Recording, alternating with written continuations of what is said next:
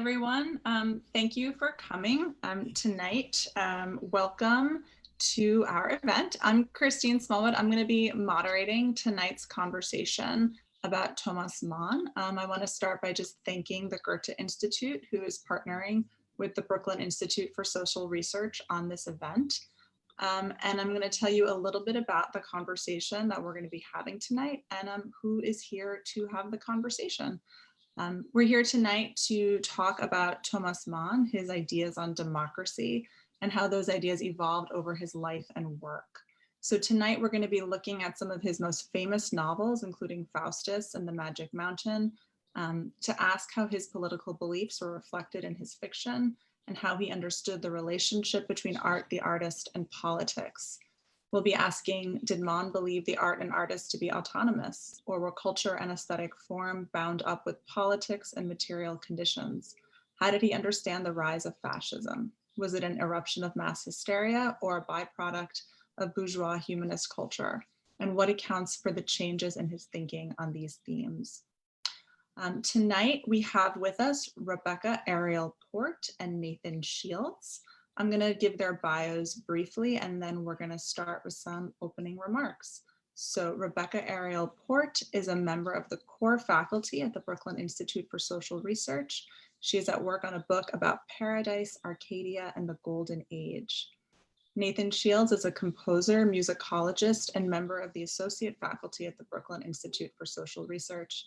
His writing has appeared in The Baffler, Mosaic, and other publications. And I'll add that Nathan recently taught a Brooklyn Institute course on Faustus. And the last thing I want to mention, and I may mention this again, is that this event tonight is being held in conjunction with the Goethe Institute's ongoing exhibition and event series, Thomas Mann, Democracy Will Win. So I think that Nathan is going to kick us off tonight. Thank you, Christine. So, as Christine mentioned, my field is, oh dear, excuse me, I'm getting an echo on my sound right now. I'm hearing my own voice, like echoed back at me 3 seconds later. Let's see if I can fix this quickly. All right, well, it's still there. I guess we'll just soldier ahead. I'll try to ignore myself as much as possible. So, as Christine mentioned, my background is partly in composition and musicology, and I'm going to be talking today mostly about Doctor Faustus, which is in a way, it's Thomas Mann's great reckoning with music, with the art form that he kind of spent much of his life. Oh, dear Lord, no, this is too distracting. I'll be right back. Nathan, do you want to, should we have Rebecca go first, or do you want to? Well, I think this should take me, let's see. I do not have the stream up in the background. So I'm perplexed what's causing it because it wasn't happening before we started. But, well, I think what I'll do is I'll just turn my volume way down while I'm talking, and then I won't hear the echo in my headphones. And, I'll just turn back up when you guys have questions to ask. Thank you all for bearing with us through these very enjoyable technical problems. So,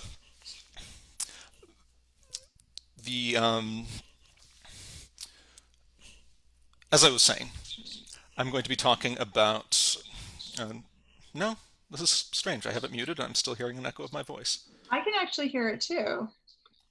You can? Yeah, I wonder if, oh yeah, Rebecca, mute yourself. All right. Oh, there we go. The problem's solved. Okay, the echo is gone. Thank you. So, I'm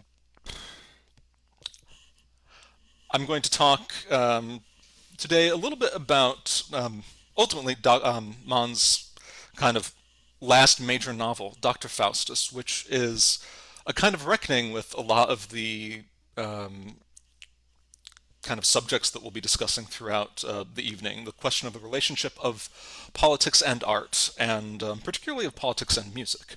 But to kind of prepare for that, I wanted to give you a little bit of background generally about Mann. So if our subject fundamentally is the relationship between art and politics, then I think it may be worthwhile to kind of consider them independently first, to look at first Mann's kind of ideas about art as they evolved during the early part of his career, and in relation to his kind of biography, and then think about really his political development from particularly the eve of World War I, when he really first kind of intervenes importantly in some public political debates, until the period toward the very end of World War II, when he is at this point living in exile in the United States, writing Doctor Faustus and kind of reckoning with Germany from a distance. So Mann's,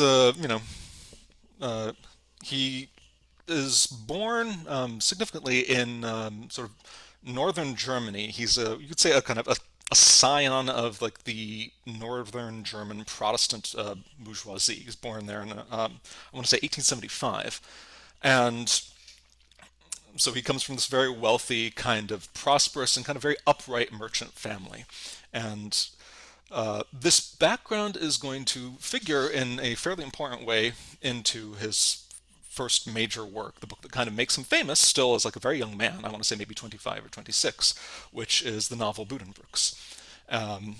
And Buddenbrooks kind of catapults Mann like very early into kind of like the forefront of German letters. It makes him already from like a very early age, like kind of one of the, you could say one of the preeminent men of letters in Germany, which is to say not just a really major novelist, but a kind of a really fundamental intellectual figure in Germany and an exemplar of its intellectual and artistic life to itself. Someone who kind of pronounces, as his life goes on kind of all range of German cultural matters, from politics to art to music and so forth. Buddenbrooks, importantly, I think also establishes some of like the really fundamental artistic themes of Mann's life, which I think it's worth going into a little bit before we continue on to his kind of political thinking, so that we can then see how they weave together, when, particularly when he gets to Faustus and some of the other later works. So Buddenbrooks fundamentally is this kind of quasi-autobiographical story of, you could say, the decline of a great German bourgeois family, kind of a prosperous line of merchants. And what that family declines into, we could say, is art. The last kind of, the sort of the last product of that family is this kind of compositional prodigy named Hanno, who is a kind of brilliant musician and who dies at the end of the book, pardon the spoilers, of typhoid. And this story, we could say, establishes several of the kind of major themes that Mann will revisit again and again, kind of obsessively throughout his career. The first of these is, you could say, the kind of what he will later call, I think, in some of his essays, and I think maybe also in the novella Tonio Kruger, the kind of sublime questionability of art.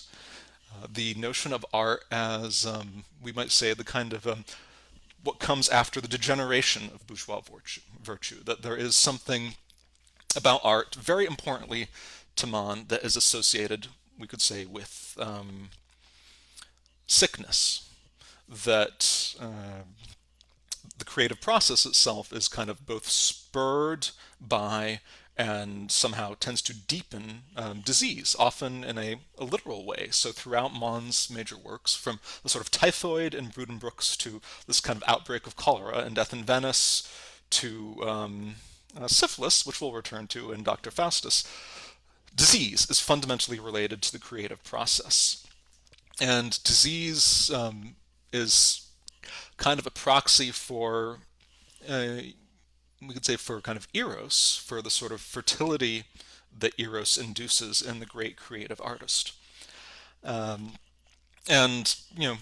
of course, like one of the really famous examples of this is the novella Death in Venice, in which you have kind of the novelist Gustav von Aschenbach, who is kind of a stand-in of sorts for Mann himself, and who is this great kind of somewhat classical artist, kind of getting on in years and fearing a kind of sterility. And he travels to Venice in order to kind of refresh himself and kind of seek a refuge of sorts from kind of his disciplined artistic life in Germany.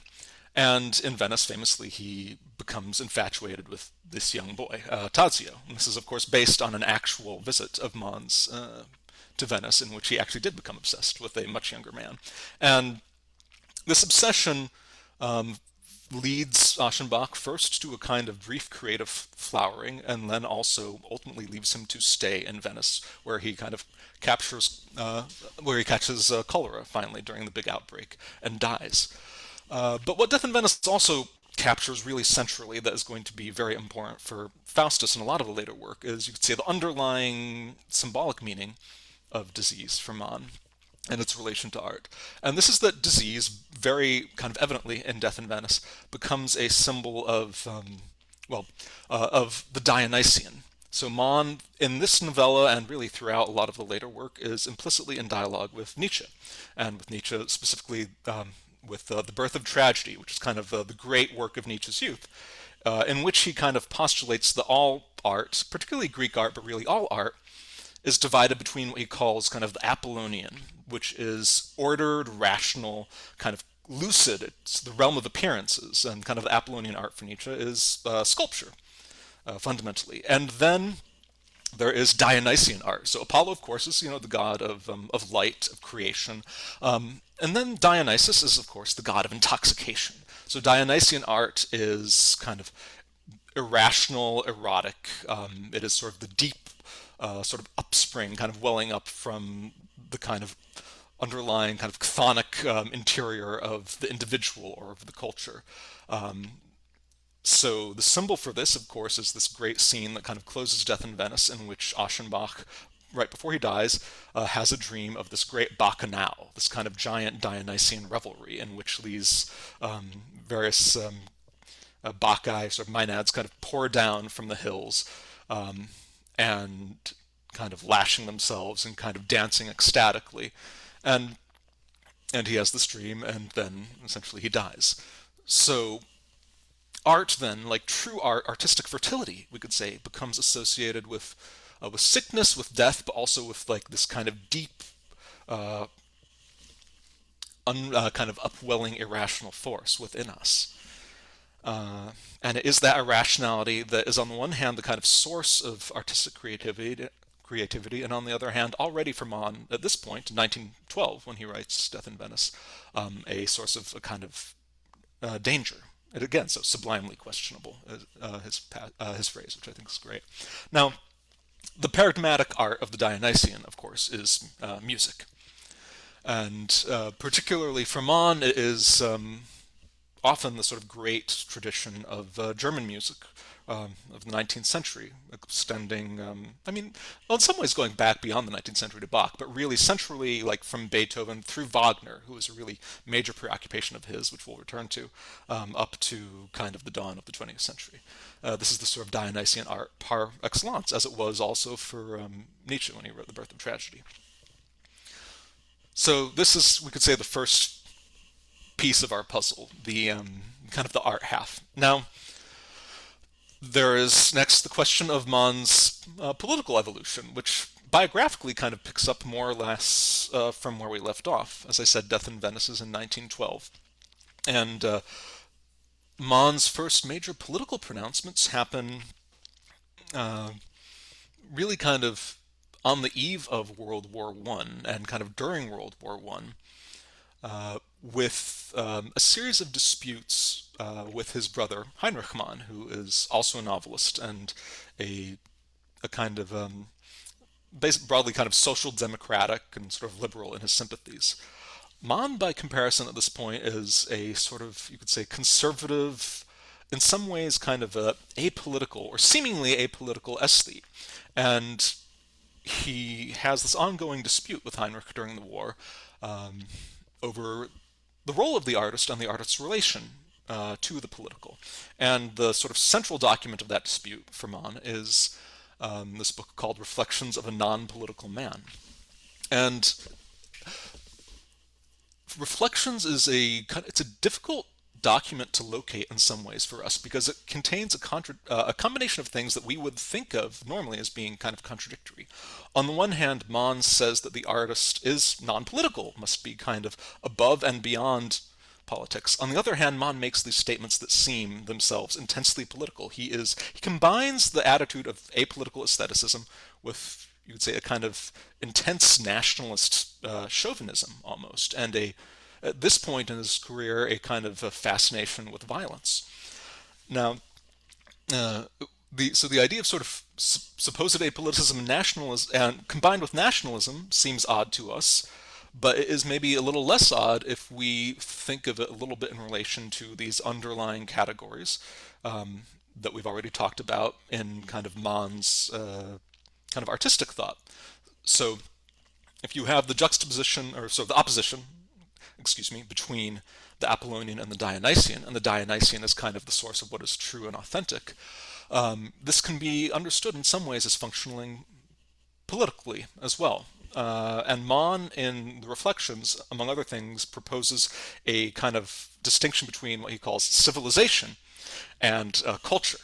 So, and in some ways we could think of civilization as Apollonian, that it is rational, it is kind of clear, it is shallow, it is French, as German authors often thought about it.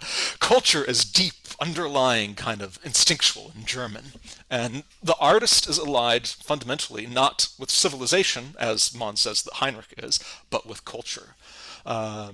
So the artist is then, you could say, non-political in the sense that he owes his allegiance to a kind of higher force than politics that sort of subsumes it, and that is that would come to seem, certainly in the light both of the events of World War I and the development of fascism in Germany, to subsume politics in a deeply troubling and dangerous way.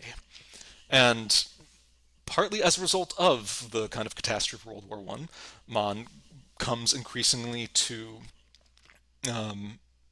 repudiate the visions that he expressed in the Reflections, and to see the danger in them of what would later become the kind of, you could say, blood and soil nationalism of the Nazis, or what Walter Benjamin famously calls the aestheticization of politics.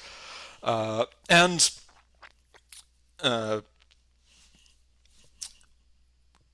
you see him begin to distance himself from and repudiate some of the beliefs expressed in the Reflections in the years after the war. First, I think very importantly, in on the German Republic, which is a kind of major kind of post-war political document in which he essentially endorses, I believe, the formation of the Weimar Republic. And another place in which you see him really kind of wrestling with his past beliefs and revising them is, of course, in The Magic Mountain, the kind of great novel which he begins before the war as originally as a kind of comic companion piece to Death in Venice, and which kind of grows and grows and grows throughout the course of the war, until by the end it's this gigantic compendium kind of the entire intellectual life of Europe before and leading into the war. And The Magic Mountain, you begin to see Mann reconsidering and revising his own earlier beliefs, and to dig further, you could say, into the particularly political dimensions of what he sees as the questionability of art. So during the rest of the 20s and into the 30s, his relationship with the young German right, which had admired him in many ways during the war for his stance in the Reflections, grows increasingly alienated. And it culminates basically in 1933 in Mann's de facto exile from Germany. And the thing that really spurs this exile is notably a speech that he gives abroad, several places, on Wagner, who is Mann's kind of great musical model and idol in some ways, and also, of course, the great musical model of Adolf Hitler, among other figures. So Wagner is sort of the preeminent artistic figure in some ways in German life, or one of them. He's dead, but he is kind of towers over everything, and he is also a major inspiration for fascism. And Mann gives the speech, which is kind of delving into Wagner as the kind of maybe supreme example of, you could say, the sublimely questionable artist, and trying in some ways to reclaim him from the use that he's being put by the rising forces of German nationalism. And this leads essentially to his leaving Germany and never coming back. After he gives the speech, he is kind of denounced publicly in Munich by a lot of the major cultural figures of the city, and he is informed kind of privately that his safety can no longer be guaranteed in Germany. So he stays abroad, first, I believe, in Switzerland, and finally emigrating to the United States. And in the United States, he ends up in Los Angeles, where, which is where he essentially writes Doctor Faustus, which you could say is his attempt to kind of make sense of the relationship between the high culture that he exemplified and the fascism that would eventually devour it. And something that Rebecca's going to talk about more is Mann's kind of milieu in Los Angeles. Well, but I should just mention one thing briefly about it, which is that he is surrounded by this kind of community of other emigre intellectuals, many of them German, sometimes called kind of like Weimar in exile, which includes, very importantly, two figures who will enter in really important ways into Dr. Faustus. There's the composer Arnold Schoenberg, who is kind of the godfather in some ways of Austrian musical modernism, the kind of the pioneer of what would be called sort of 12-tone music, one of the kind of major kind of technical methods of modernism, which Mann is going to take over and kind of steal and give to the hero of Dr. Faustus. And the other person who's going to be really fundamentally important is the philosopher Theodor Adorno, who is, sort of Frankfurt School philosopher, is one of the kind of godfathers of critical theory, and also one of the most important writers on music in the 20th century, and who was centrally engaged with Schoenberg's music, and whose interpretation of Schoenberg and Beethoven and Bach, among other composers, all is going to be kind of taken over into Faustus as well, as a really important part of the basis for all these musical disquisitions that happen in the book. So this is so we have Mann on art, and then we have Mann's kind of tangled relationship with politics, and Dr. Faustus, in a way, is going to kind of tie them all together. Uh, this is kind of a tremendously complicated book.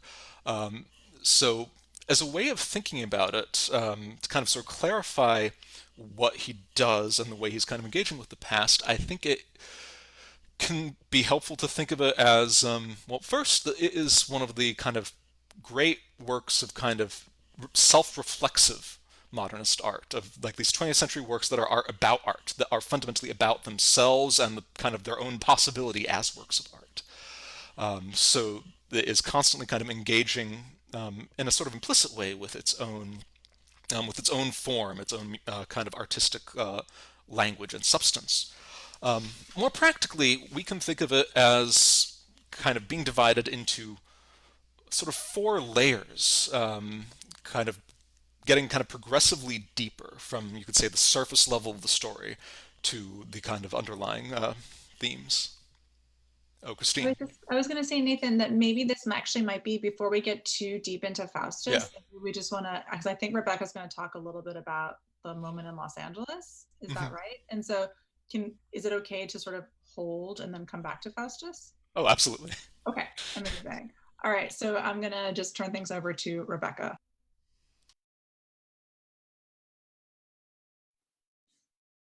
Right. So I'm going to be speaking a little bit about both the Weimar in exile, right? All these German emigres, I believe is the term that's usually used in California. And I'd like to start out with a work by one of these emigres. This is a poem called Hollywood Elegies by Bertolt Brecht. 1. The village of Hollywood was planned according to the notion people in these parts have of heaven. In these parts, they have come to the conclusion that God, requiring a heaven and a hell, didn't need to plan two establishments, but just the one, heaven. It serves the unprosperous, unsuccessful as hell. 2. By the sea stand the oil derricks. Up the canyons, the gold prospectors' bones lie bleaching. Their sons built the dream factories of Hollywood. The four cities are filled with the oily smell of films. 3. The city is named after the angels, and you meet angels on every hand. They smell of oil and wear golden pessaries, and with blue rings around their eyes, feed the writers in their swimming pools every morning. 4. Beneath the green pepper trees, the musicians play the whore 2 by 2 with the writers. Bach has written a strumpet voluntary. Dante wriggles his shriveled ass. 5. The angels of Los Angeles are tired out with smiling. Desperately behind the fruit stalls of an evening, they buy little bottles containing sex odors. 6. Above the four cities, the fighter planes of the Defense Department circle at a great height so that the stink of greed and poverty shall not reach them.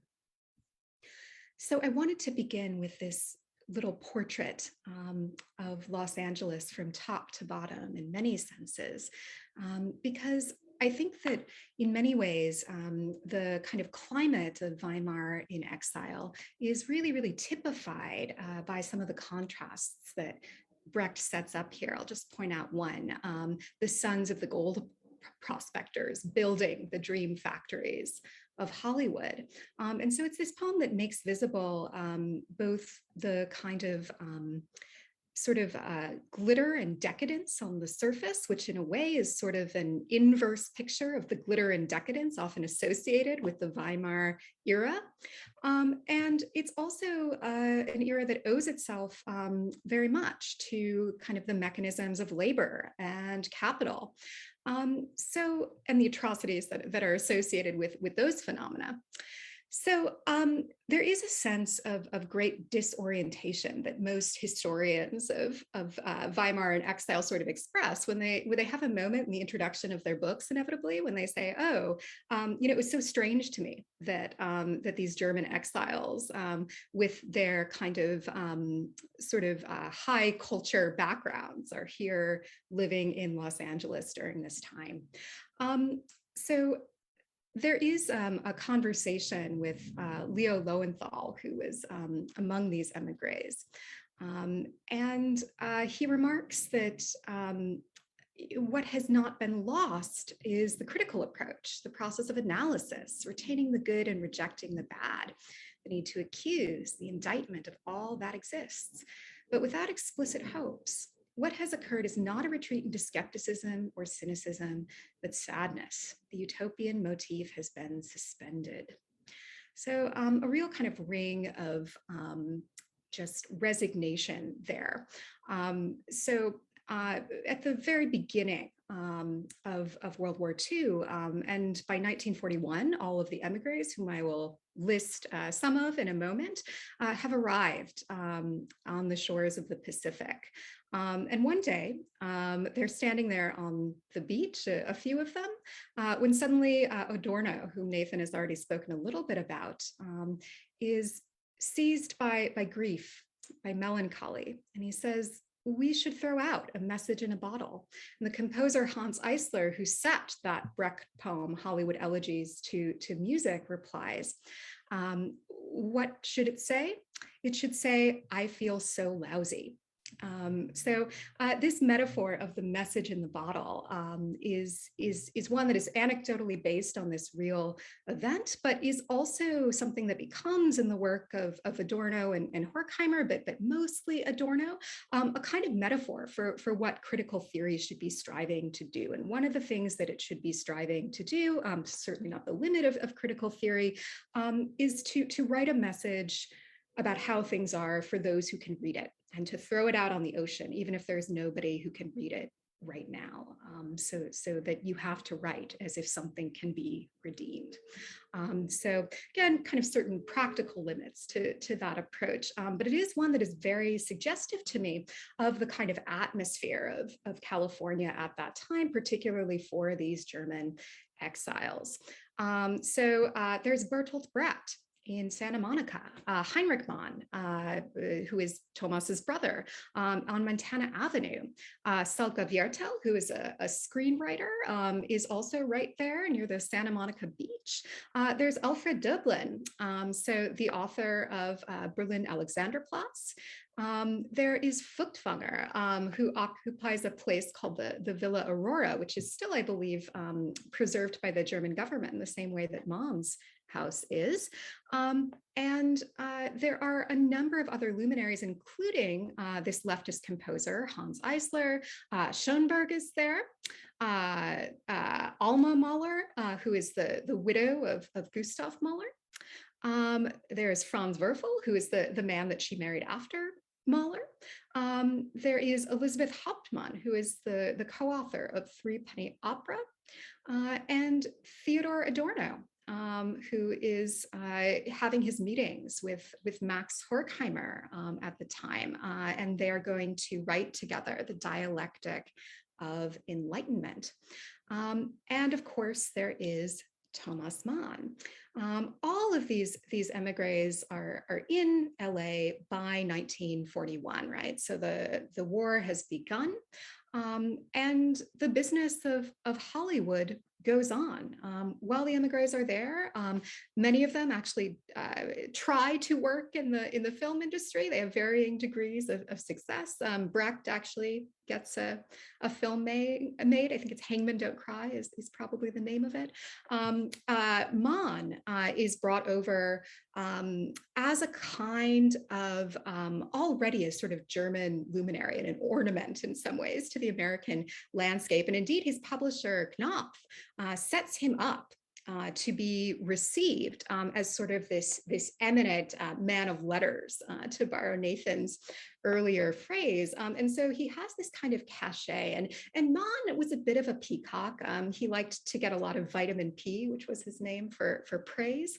And he, experiences to some degree what many of these German emigres express, which is a feeling of the kind of, vacancy and despair of the culture industry in Los Angeles, the seat of the movie colony, the seat of Hollywood, and also in a sense the kind of exilic responsibility to speak out against fascism that this situation allows them, right? So it's this kind of dissonance of living in a place that doesn't seem in many ways to be a better alternative to the kinds of cultural ideals that many of them are hanging on to from the German context. And yet it is one in which one can actually do the kind of critical work that allows one to see the way that the kinds of various cultural trends in German history and in American culture really have embedded within them latently, if and sometimes explicitly, the seeds of fascism, right? So how does one work that dialectic? How does one survive in such a place? And how does one have any kind of critical outlook on the things that one has left behind? Mann and Adorno kind of have this long correspondence, I'll say, and we'll probably hear more about that when Nathan talks about Faustus. And it's a correspondence that is sometimes something like a collaboration. I say something like because it's a very complicated relationship in many ways. For one thing, Mann is often outright, almost verbatim, taking passages of Adorno's philosophy of new music and also some of the preliminary stuff for dialectic of enlightenment and kind of shoehorning it in to Faustus and Magic Mountain. And Mann didn't really see this as plagiarism. For him, it was a kind of montage, I believe, was his term. And certainly Adorno kind of serves as his willing consultant in many ways, although there's some reason to believe that there is some friction in that relationship. So this kind of use of Adorno, or this kind of collaboration of Adorno, depending on kind of what side you come down on, is sort of expressive generically in Mann, in that Mann is writing in the genre that is often called these days the novel of ideas. And to quote a critic of Mann's, who is kind of usefully for us named Eugene Goodhart, many of his novels are sort of about the failure of ideas, the failure of ideas.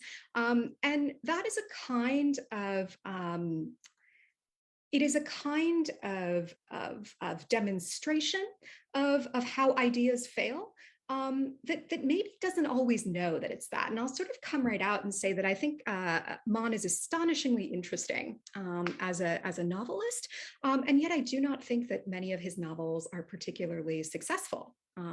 There's a recent book by the critic Xian Nai called Theory of the Gimmick, in which she has a reading of Magic Mountain, for instance, the story of the mysterious invalid Hans Castorp, who ends up in this sanatorium on the eve of World War I, and spends 7 years there, right? Sort of a fairy tale amount of time. There are many sort of fairy tale elements about Magic Mountain.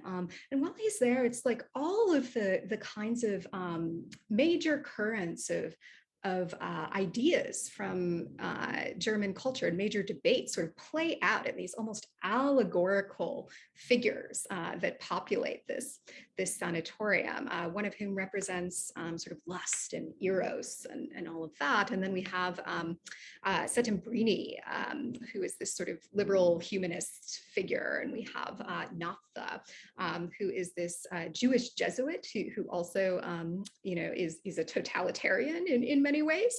And these debates play out in this way that is both kind of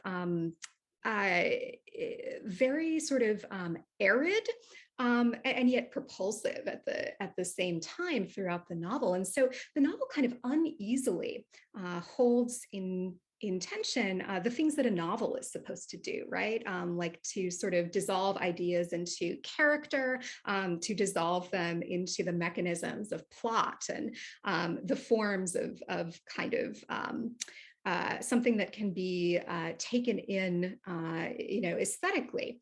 And yet that there is this other kind of register that the novel of ideas is working in, where it has to have some kind of thesis that it's working out, or set of theses that it's working out. And Magic Mountain is a novel in which that is a particularly kind of dense and rich and also extremely awkward combination. And there are so many ways in which this novel is one that is about kind of the way that all intellectual projects come to fail. So Hans Castorp, the hero of this novel, hero is a kind of a strange word here, is one who ultimately ends up becoming cannon fodder in World War I, right? As this sort of magical dream of the sanatorium on the Magic Mountain is broken by the kind of entrance of history. And one way of reading that is just that this is a kind of working through of dead ideas, right? That it is an attempt to kind of trace back or diagnose something about the deathliness of this culture before World War I. So a theme that is also active in Death in Venice and in Buddenbrooks and in many others of Mann's work. And as we'll see in Doctor Faustus as well. And so this kind of deathliness can often, and again, it's hard to say that this is like the project of the novel, but this deathliness can often come off as a sort of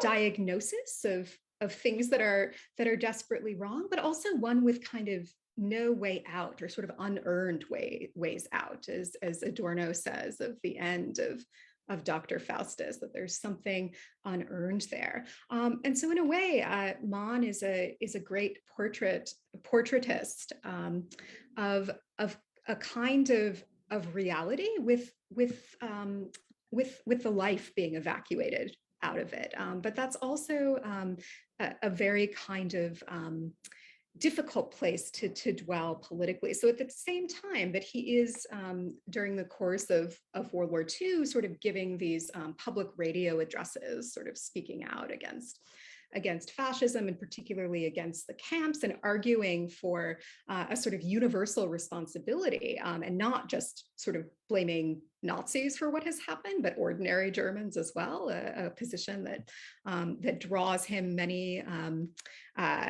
critiques. But he is also somebody who seems like the fault lines of his politics show up in really both interesting ways in the novels, but also ways that seem to be kind of about aesthetic failure and about the end of different kinds of art forms, without necessarily proposing something that's viable in their place. So, the Magic Mountain is often considered, I think, a failed Bildungsroman, right? Like, so, in the classic Bildungsroman, this novel of a kind of the development of somebody young, right? The development of somebody who's coming of age. Maybe something gets learned, right? And nothing can be learned by the end of the Magic Mountain. And so in a way, this kind of fairy tale coming to an end is one that actually can't imagine any reality beyond its limits. There is actually a kind of magic or necromancy in a way in the Magic Mountain. One hears the voices of the dead in more ways than one. And so there is something very kind of intriguing, Magic Mountain is 1924, I believe, about Mann's coming to LA in 1933, which is, as I mentioned, this sort of decadent inversion of Weimar is received as such by many of these Weimar in exile types. And it too is one in which reality sort of keeps asserting itself as something surreal and something magical. And I think that is something that is very much a kind of difficult, but also literally spellbinding thread that seems to feed into Mann's political positions and also his aesthetic attempts. So that's all. Thanks to both of you. Those were so rich and complex as opening remarks. And I feel like there are kind of two potential routes for the next part of our conversation. I mean, one question that comes up for me listening to both of you talk is if we could kind of tease out the connection between death and deathliness, or sickness and illness, and fascism, right? Because I mean, Mann has this investment in the sort of like dark irrationality or sickliness of art pre the rise of fascism, right? And so we could kind of just like think about those two things. And then also we should, I think at this point, turn to Faustus when it's appropriate. And Nathan, if maybe you want to like frame us in that, and then we could actually look at that text, because both of you have set us up so well to talk about it. So I've just spoken for a while. So Nathan, do you want to go first? Put me on the spot. So the question, so maybe the thing to do would be for me to do a little bit of kind of situating Faustus and give you a kind of overview of it. And I think maybe at least one interpretation of the relationship between kind of this idea of deathliness and fascism may kind of emerge from that naturally, I think. Either that or I'll have thought of one by that point. So, as I was mentioning before, we can kind of think of it as being this kind of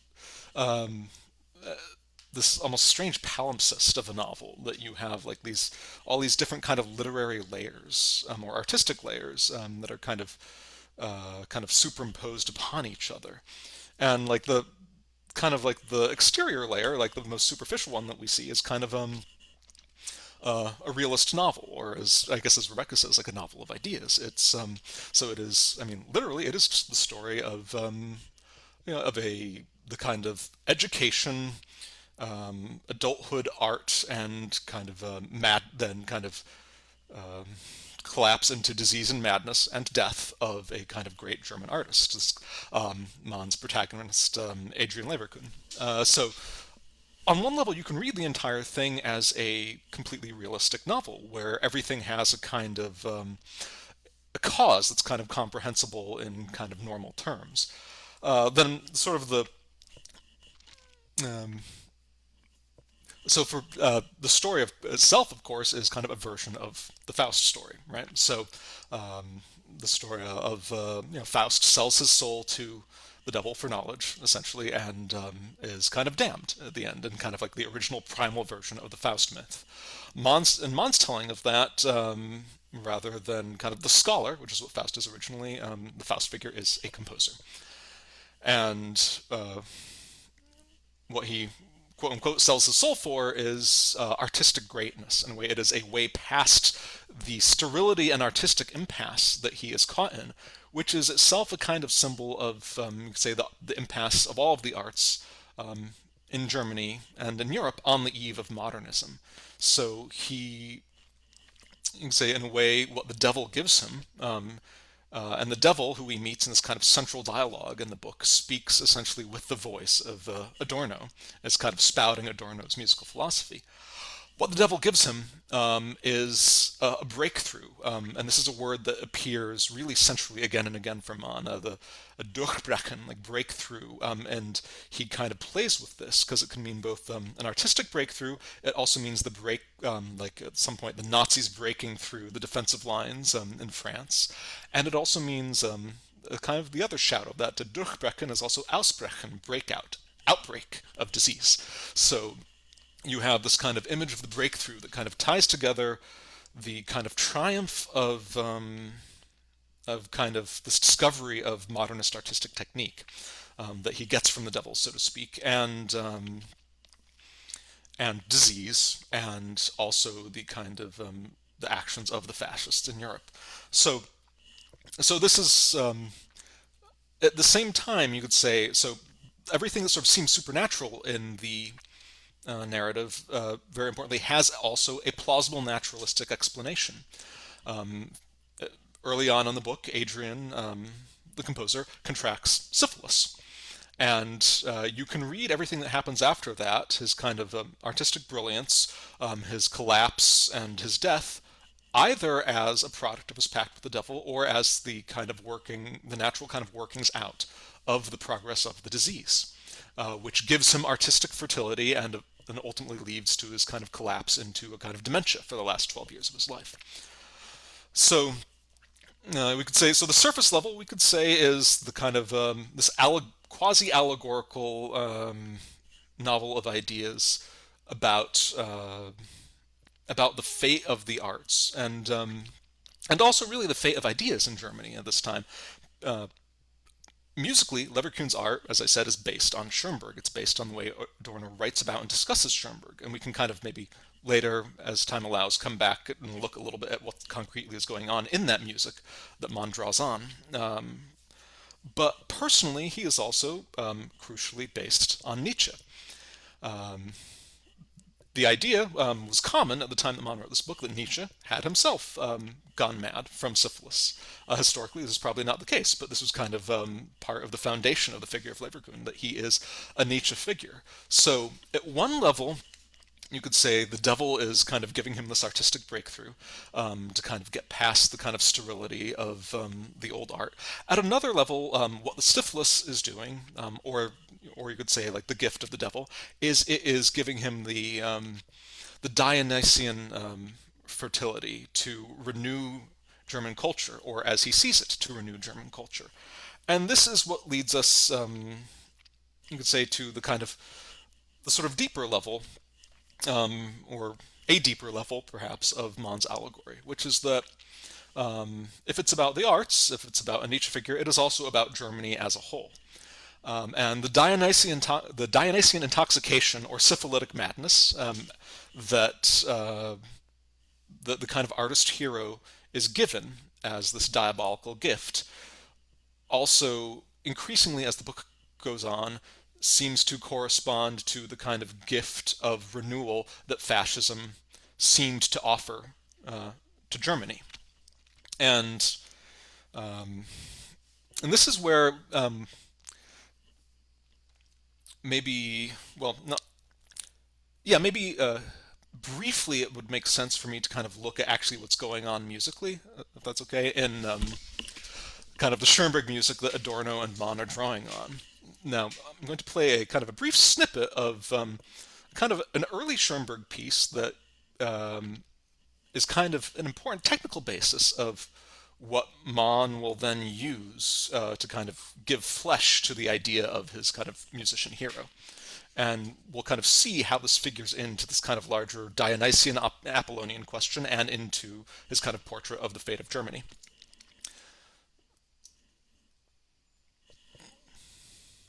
I'm just going to play a few seconds of this, but to give you a sense of it.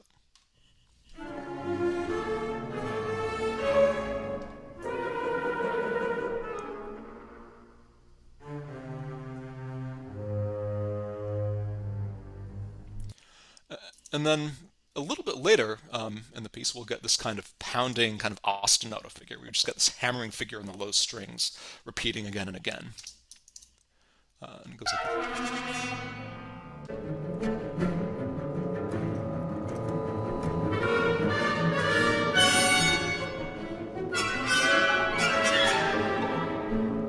so this is like a kind of very wild, kind of chaotic piece. What's interesting is beneath the sort of apparent chaos of this, it is in fact immensely tightly controlled. If you just listen to like the opening of it, that kind of line in the cellos, you get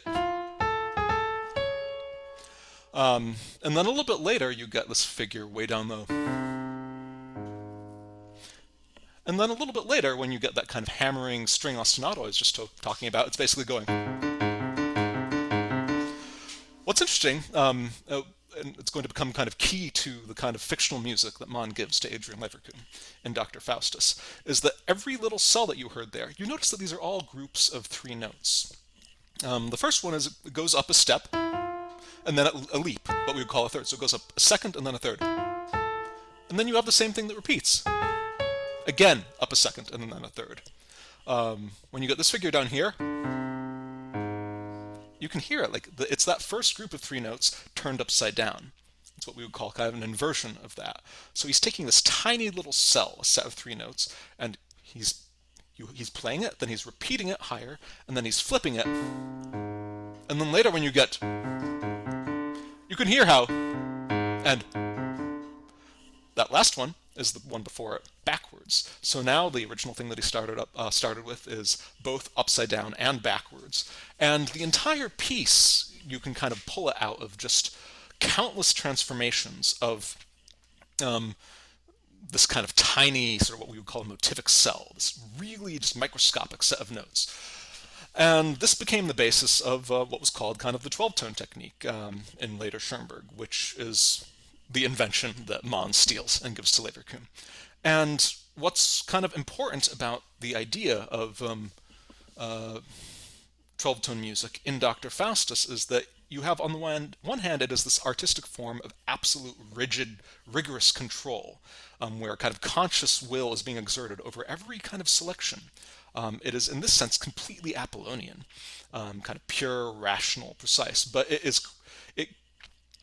you have this kind of chaotic, kind of explosive music that it actually makes possible. And this is the devil's gift, as he promises, at least, when he gives it to Leverkusen. It is this kind of art of absolute kind of crystalline control that makes possible a kind of Dionysian freedom and a Dionysian kind of sort of revelry and sort of chthonic, like underlying instinctual power to the music. And so this is the Faustian bargain, we could say, is that combination of control and you could say sort of orgiastic freedom. And what happens, you could say, throughout the course of Faustus as a novel is that control and that freedom become by turns increasingly rigid and paralyzing in some ways and increasingly kind of destructive. So you have the idea then that goes back to Nietzsche of a kind of synthesis between Apollo and Dionysus that would be the creation, kind of the origin of the new German art, and also the origin implicitly of cultural renewal. And Mann gives in this kind of in this artistic practice the kind of model of that, but it proves again to be something that rather than reaching a harmonious synthesis just spirals further and further out into, we could say, kind of totalitarian control on one hand, and um, and a kind of absolute kind of frenzy of destruction on the other. So his protagonist's art thus kind of mirrors the fate of Germany as it is unfolding during the time in which Mann is writing the book. And this is, you could say, what brings us to, I would say, very quickly, like these kind of last two layers of Faustus as a book. You have the realist novel, you have kind of the novel of ideas, sort of then the allegory, finally, of the fate of Germany. Um, and another major allegorical kind of model for the book, along with the Faust myth, is the idea of the Fisher King, uh, who is the king who is wounded, and whose wound corresponds to the wound in his country.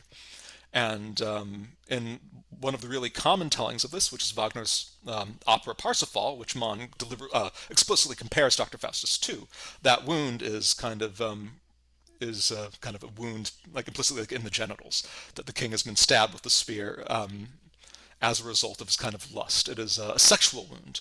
So Adrian's syphilis in Dr. Faustus becomes a kind of corresponds to the wound of the Fisher King. And that syphilis then becomes something that also mirrors the sickness of his country.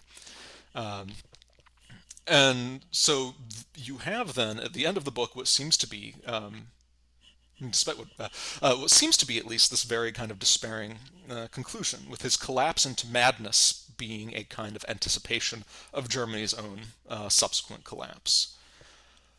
The final thing, which I can come back to this and go into in greater detail later if we have time, but is that um, if if Dr. Faustus is all of these different kinds of literary form, it is also in some ways a musical form. And this goes back to Mann's earliest novels. Famously, all of his books draw on like this Wagnerian idea of kind of the leitmotif, like a kind of musical, like a melody or fragment of music that will be associated with a particular idea or character and return again and again. All of the Mann novels are kind of full of leitmotifs in this sense, except instead they are kind of images or turns of phrase that conjure something up and behave like music. What you find in Faustus as you go through is that the book is similarly patterned like a piece of music, but it is patterned specifically like a piece of 12-tone music.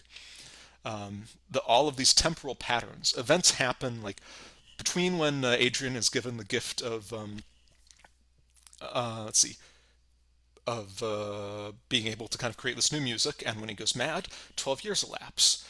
Between when a really major secondary character arrives in the book and when that character dies of a horrible disease, it's 12 months, or like, and then between when he comes down with the disease and actually dies, it's 12 days. So you have this intense numerical patterning that's almost kind of Kabbalistic that runs through it, and that is in fact shaping the entire novel like a work of 12-tone music, numerologically. And the culmination of this comes when you get to this description at the very end of the novel of the last great work of Leverkusen, the composer. And as you're reading Mann's description of this piece, which is kind of one of the great sort of bravura acts of kind of writing about music, I think, in German literature, as you get onto it, you start to realize that you are reading a description of this book. And so having given you this entire portrait of this artist, he ends by identifying that artist with himself and with his own art. And this kind of raises a whole nother set of like really extraordinary questions, which I haven't entirely worked through, about how you are to finally understand what Faustus means, both what it's saying about Germany and what it is saying about itself. Okay, that was amazing. Rebecca, do you want to say a few words before we actually look at the dialogue itself? And maybe you also want to kind of point us to where in the dialogue we can look? Yeah, sure. So I will also say that that was lovely, and I just learned a lot. One thing that I'm really interested in the last thing you just said, right, about the way that that Faustus sort of turns in on itself, right, to describe through Leverkusen's composition the work of the novel itself, right. I think that's spot on, right. And if we're identifying the narrator or Mann himself with Leverkusen, right? This sufferer, right, of disease, right? This exemplar of everything that is kind of necrotic about the results of German culture, and also everything that is kind of productive of art. It also suggests to me that, and this is one of the kind of, I think, great, and I don't mean this as a kind of denigrating term, but the great fault lines, right, in Mann, is, if we're kind of making that identification, right, that this is an art that can only be deathly in some way, right, or that requires deathliness as a kind of generative sort of thing, hence that its end is kind of always in its beginning, right? Or as Hans Castorp says, near the end of Magic Mountain, right, that it is only, right, in thinking about death that we really begin to live. It suggests to me kind of another kind of Nietzschean reading as well, and one that does kind of speak back to the question about fascism that Christine asked a little earlier. And it's just kind of Nietzsche's take on nihilism, right? And one of the things that he says, and right, famously, there's like, all kinds of ways you can read Nietzsche, right? Like there's like the left Nietzsche and a right Nietzsche and an up Nietzsche and a down Nietzsche. I mean, there's so many different kind of contradictory and interesting things that you can do with his work. But I'm thinking about, some of the material on nihilism, in which, he says, right, like the idea is to precipitate this crisis of nihilism, because we really need to see what is on the other side, right? Or the thing in Thus Spake Zarathustra about the Übermensch, right? Who's the one who's going to kind of rise up above slave morality, or above these kinds of sufferers who don't know what to make of their suffering, right? And this morality that they've kind of invented in order to justify it, and who is going to sort of show us the way, right? Which is a kind of set of philosophical positions that are it's very easy to see how those are kind of open to a fascist or authoritarian interpretation. But it also kind of puts us back into the kind of position, right, of the ill person, right, who may or may not be a convalescent, which was a term that was very dear to Nietzsche. In Mann, normally there isn't convalescence, right, on the other side of illness. There may be creation, but so there's always that sense of kind of sunk costs, right? Like whatever comes out of this, it will not be, it will not be something that perhaps the composer or the writer or the author who belongs to the world of the dead can make use of. That's for someone else, right? And he kind of doesn't say what that something else might be. And I'm interested in the way that this plays out in Faustus, with this kind of this sort of lack of convalescence, right, which is very much similar to the way that things play out in Magic Mountain and Death in Venice, two others of the texts that we've been circling back to. And so it can't be the outcome that is important in Mann, regardless of what you think about kind of the dead end or dwelling in the deathly. So decadence, Mann is often considered a decadent writer in many ways. It is often about a narrative of decline, right? Decadere, the Latin, which is just to descend from, and the kind of explosive way, right, in which the sort of descents happen in Mann once you finally get to the end, do also seem to me to be musical in structure, right? Very explicitly in Faustus, but also elsewhere in the work.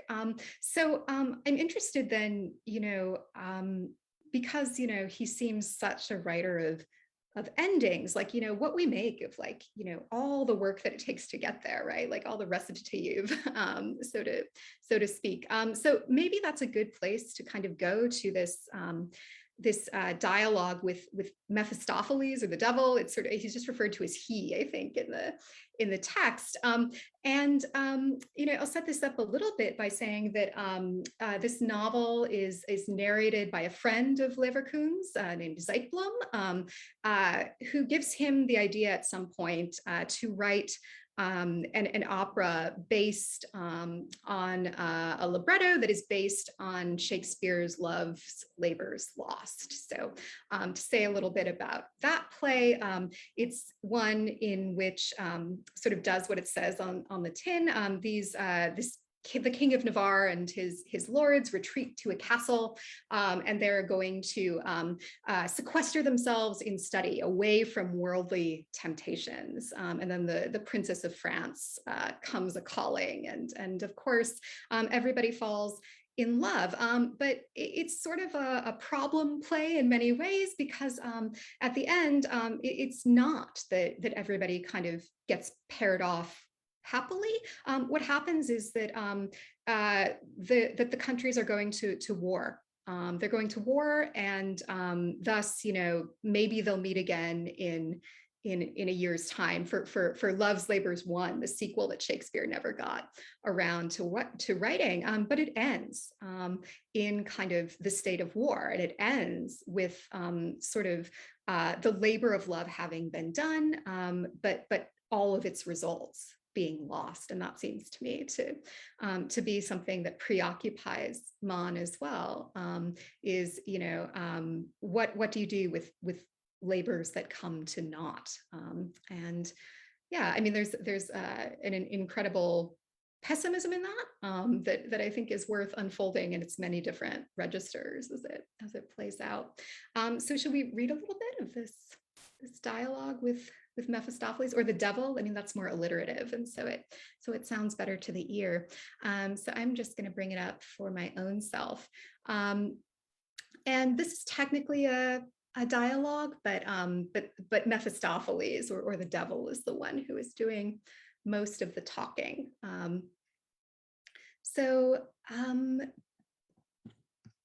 who would like to read? Should we have an Adrian reader and a devil reader? Yes, I think that's a good idea. Okay, let's do that. So who would like to read who? Nathan, what do you want to do? I'll be the other one. You can be one and I'll be one. I'm happy to do either one. Take your pick. Rebecca, why don't you assign us? I will assign parts. So Nathan, you will be the composer. Christine, do you feel like being the devil? I would love to be the devil. So I'm he, is that right? Yes, you are he. And yeah, 250. Sorry, 252 is the page in this edition that I have. And I think starting at the line, the I, which is Nathan, mocking liar, and we'll go to like 255, where we get, is it truly still a danger or already a fixed and settled fact? And that ought to give you kind of the some of the major portraits.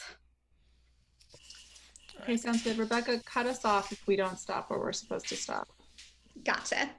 Okay. Mocking liar, si diabolus non esset mendax et homicida, which means the devil is nothing but a liar and a killer. If I must hear you, then at least speak not to me of untainted greatness and native gold. I know that gold made by fire instead of by the sun is not genuine. Who says so? Has the sun better fire than the kitchen? An untainted greatness? The mere mention thereof. Do you believe in such a thing, in an ingenium that has nothing whatever to do with hell? Non datur. The artist is the brother of the felon and the madman. Do you esteem that a merry work has ever come about without that its maker had learned to practice the condition of the felon and the lunatic? How now, diseased and healthy? Without disease, life would never have fared well its whole life long. How now, genuine and false? Are we mountebanks? Do we draw good things from the sleeve of nothing? Where nothing is, the devil too has lost his right, and no pale Venus accomplishes anything of merit. We create nothing new, that is others' business. We merely deliver and set free. We let the lameness and shyness, the chaste scruples and doubts go to the devil. We stimulate end with but a little tickle of hyperemia. We sweep away weariness, be it small or large, private or that of the age. That's the thing. You are not thinking of time in its courses. You are not thinking historically when you complain that someone or another could have it entire, joys and pains unending, without that his hourglass had been turned, or that at the end his bill be presented to him. What he could at best have without us in time's old classic courses, only we can offer nowadays. We offer better still, we offer foremostly the right and true, a thing no longer even classic, dear boy, which we let be experienced, a thing archaic, primal, a thing that has long since ceased to be attempted. Who knows still today, who knew even in classic times, what inspiration, what genuine, ancient, primal enthusiasm is? Enthusiasm ne'er sicklied or with criticism, lame prudence, and the deadly reins of reason. What holy rapture is. The devil, I believe, is held to be the man of ravaging criticism. Slander, once again, my friend, God's bodikins, if there be something he hates, something most contrary in all the world, it is ravaging criticism. What he wishes and spends, that is verily the triumph over and beyond such, the shining want of thought. Charlatan. Of a certain, when, more out of love of truth than of self, one sets right the rudest misconceivings about oneself, one is a vaporer. I shall not let my mouth be stopped by your ungracious shamefastness, for I know you do but suppress your affects and hearken to me with as much pleasure as does the maid to the whisperer in church. Take, for instance, your fresh idea, or what you call such, what you all have called such for 100 or 200 years now. For that category did not exist in olden times, as little as musical copyright and all that. The fresh idea, then, a matter of 3-4 bars, no more, is it not? All the rest is elaboration, the grindstone, is it not? Good, we, however, are sapient and know the literature and remark that the idea is not fresh at all, that it recalls all too much something that occurs in Rimsky-Korsakov or Brahms. What to do? One simply changes it, but a changed idea, is that still a fresh idea at all? Take Beethoven's sketchbooks. Not one thematic conception remains as God gave it. He fashions it new and adds, I'm sorry, I'm just going to butcher it. Little trust in God's prompting, little respect of it expressed in that scarcely exuberant meilleur, a veritably gladding, ravishing, undoubtful, and believing inspiration, an inspiration for which there can be no choosing, no bettering, no mending, in which everything is received as blessed decree, which trips up and tumbles, ruffling sublime shudders from pate to tiptoe over him whom it visits and causing him to burst into streaming tears of happiness. That comes not from God, who leaves to reason all too much to do, was possible solely with the devil, the true Lord of enthusiasm. Oh, So I guess I let's stop need to. there. I want to stop there. Okay. Yeah, sure. So I mean, this passage is one that that to me gets us at some of the kind of central ways in which Mann is in conversation with Adorno here. Again, that conversation being kind of a weighted descriptive term. So I'm curious, in both Nathan and Christine, really, like what you make of this dialogue with the devil that intrudes into the narrative here. This part is not narrated by Zeitblom. He finds this paper on which he finds Adrian's handwriting, who is narrating this encounter, and he feels sure that it's true.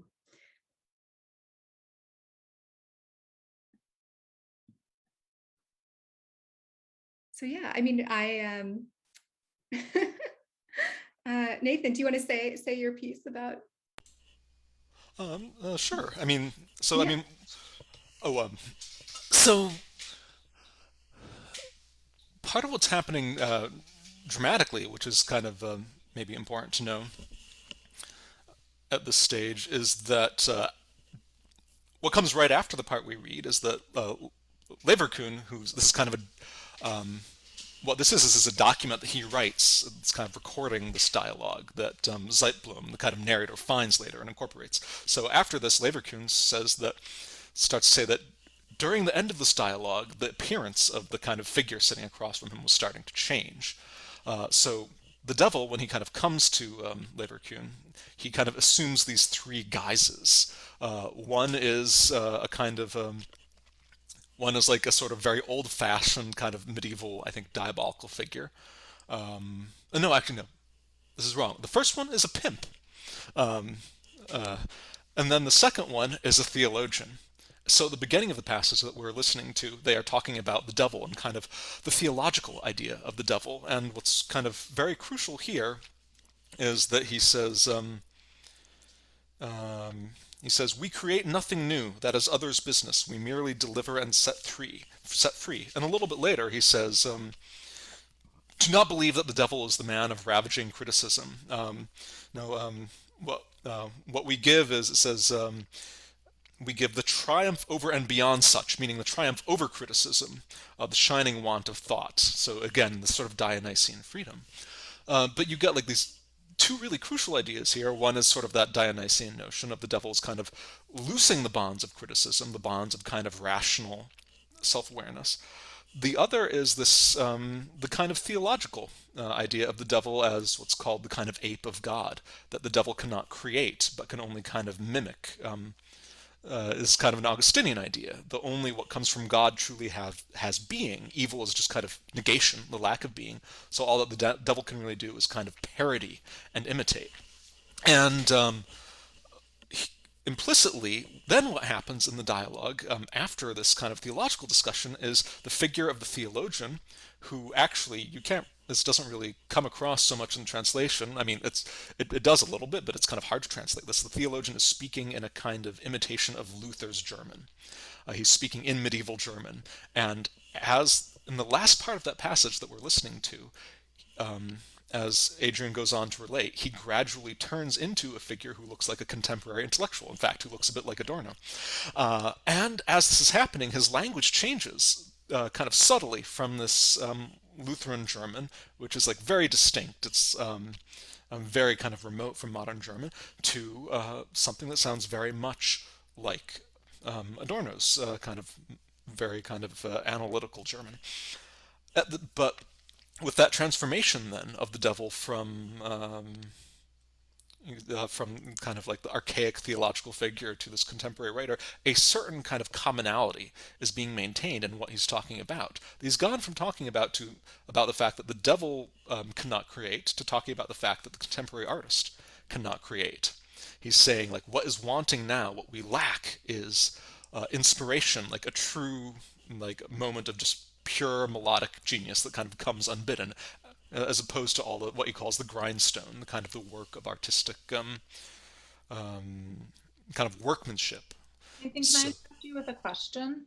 Mm-hmm. So because we're trying to think through this relationship between like art and politics, would you say that the reason that moment of inspiration, that we don't have that moment of inspiration, is that due to a political or material condition, or like what is the explanation of why we have to turn to the devil in order to have a new kind of artistic creation? That's a very complicated one.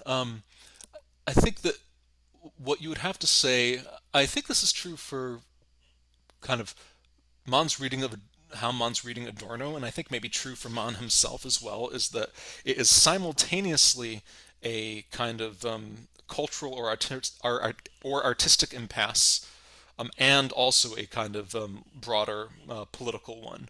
And that the political one isn't exactly causing the cultural one in any sort of straightforward fashion, but that they are kind of moving together.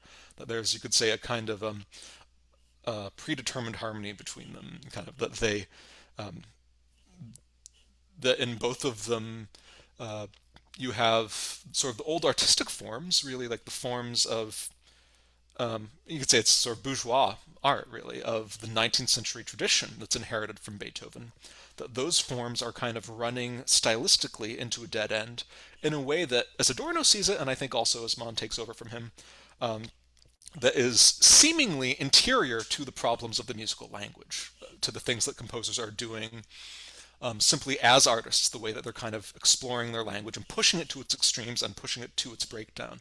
And this is a kind of classic story of the development of musical modernism, the sort of linguistic way of thinking about it. But although that development seems to be autonomous, it is actually reflecting and kind of corresponding with the breakdown of the social forms of the society of which the art is the product. So they kind of move and progress toward their kind of implosion together without seeming to affect each other in any kind of apparent way on the surface.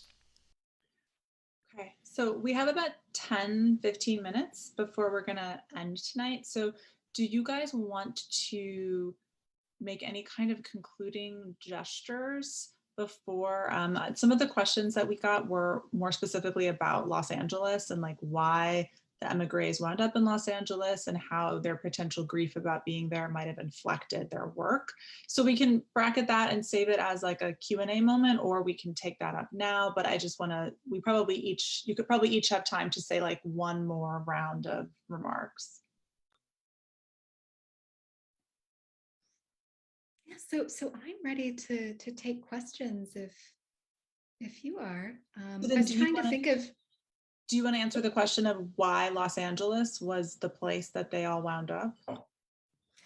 Yeah, sure. Why Los Angeles? So, some of them don't start out there, right? So it's New York that is one of the places that is kind of on the way to Los Angeles. And one of the answers is that there's potential ways of making a living in Los Angeles, and they are mostly centered in and around the film industry, right? So there's this funny anecdote about Irving Thalberg having heard a Schoenberg composition and thought, oh, I'm going to get that guy to write some music for my film. So Irving Thalberg is this big time producer, right? So he approaches Schoenberg and says, I heard your lovely score. I want you to write the score, or I heard your lovely music. I want you to write the score for The Good Earth, my adaptation of this Pearl S. Buck novel.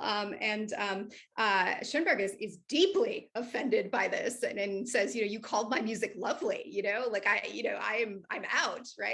It's a great insult to Schoenberg to hear his music called lovely. So there's this enormous kind of cultural disconnection between the emigres and this new system on which many of them are nonetheless attempting to make a living, right? So it's not unknown for German directors or writers to do things in Hollywood. I'm thinking of Max Reinhardt's enormous lush production of A Midsummer Night's Dream, which is 1935, I believe.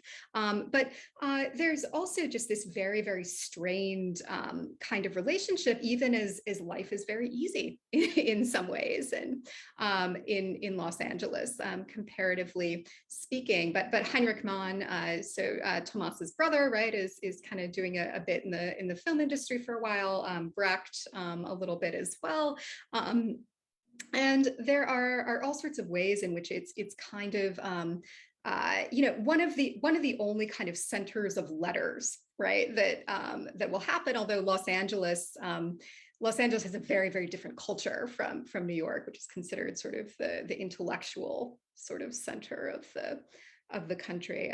But yeah, I mean, it's just it sort of reaches a critical mass, right, of people kind of employed in and around the film industry and sort of being able to find housing and work and some degree of support. Yeah, I mean, that's I think mostly what I have to say about kind of how or why Los Angeles. And then the other question we have is asking if California culture may have amplified the grief the emigres were already experiencing from the deterioration of their own culture. Is that me or Nathan or who wants to? I think either of you can take that up. Well, I'll start, which is yes. I think that's a very, very astute observation. The kind of culture of Los Angeles, amplifies, I think, disorientation in many ways, partly because it does seem to the emigres like paradise and hell at the same time, as you heard in that Brecht poem that I read at the top. It's heaven and hell might be that translation that I read. They kind of regarded it, many of them, as a place to sort of work through both the kind of deep rifts in American culture, and also to kind of use it as a lens to understand what was going on in Europe. It gives rise to many of the kinds of most trenchant, directly sort of culturally engaged works that Adorno writes in this period. So the authoritarian personality is one, Stars Down to Earth, which is about kind of astrology, right? So he's like looking at astrology columns and thinking about the link between that mode of irrationality and fascism. And of course, Dialectic of Enlightenment, which is the collaboration between him and Max Horkheimer, which is a great text of kind of alienation, right? It's trying to understand how what they deem the culture industry works, right? And Mickey Mouse and Hollywood are sort of privileged loci of analysis and interpretation there. But why do we, how could fascism have happened, and where were the seeds of it latent in our kind of mass culture, and how should we understand the relationship between aesthetics and politics in kind of this particular formation of capitalism, right? And the kind of way that it positions sort of desire is really interesting as well, right? That being in LA and kind of having before you all the kind of riches of riches, quote unquote, I guess, of the culture industry. And this is a kind of famous analogy that Adorno makes, is sort of like being in a restaurant and having the menu in front of you, but nobody ever actually brings you any food, right? Like the smells are coming from the kitchen. You're just sitting there, and yet you sort of like feeling endless desire, right? Or waves of desire, but these desires are just impossible to fulfill. And it's not don't desire things. It's not don't want things. It's very much about kind of the sort of straightened and constricted natures of the desires that are being offered us, right? Like these are the things that we should want.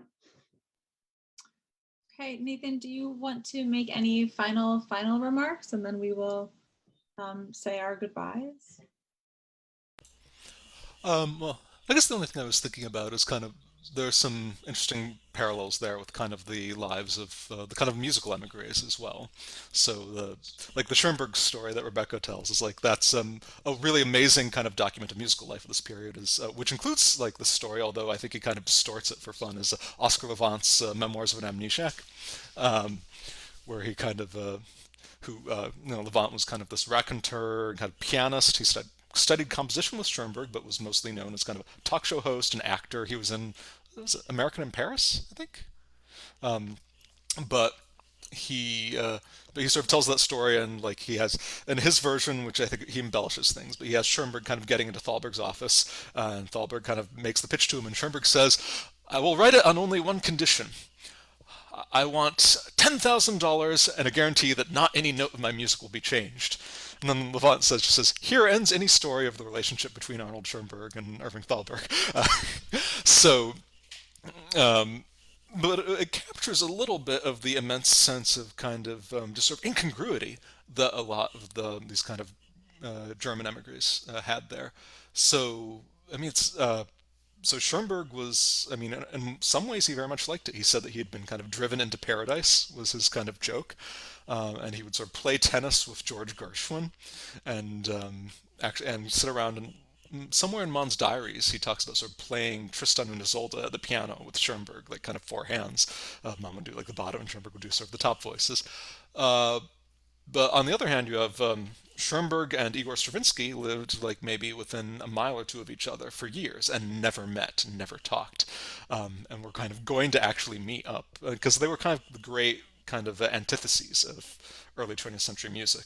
You had the idea was that you sort of had to choose one, and they kind of felt that sense of opposition as well. But so it was in one sense this immensely rich, like vibrant intellectual world. On the other hand, I think someone, I forget who this was, said that like, Schoenberg in Vienna had known that like great artists could be like reviled, and it wasn't until he got to America that he realized they could be ignored. And this is kind of the other side of sort of what the LA seemed to be the strangeness of the LA experience for so many of them. Certainly for Schoenberg, as you see in that kind of story of his meeting with Thalberg, that he goes in acting like this old world artistic dictator, and that is just not the world that he's in anymore. And in a way, I think you have that for Mann as well. That famously, when Mann went into exile, they said, "How do you feel about leaving Germany?" He said, "Wherever I am, there is Germany." And that sort of grand, sort of seigneurial kind of statement of cultural authority is part of what they kind of carried with them somewhat instinctively, almost as their kind of entitlement from the intellectual world that they had been in. And then they sort of come to LA, and it's the weather's great. They most of them are like comfortable, live in these very nice houses, but there is this profound sense of like what they were and what they'd meant assumed a kind of absurd air a little bit in Los Angeles. And I think this is what a lot of them kind of found it impossible to get over.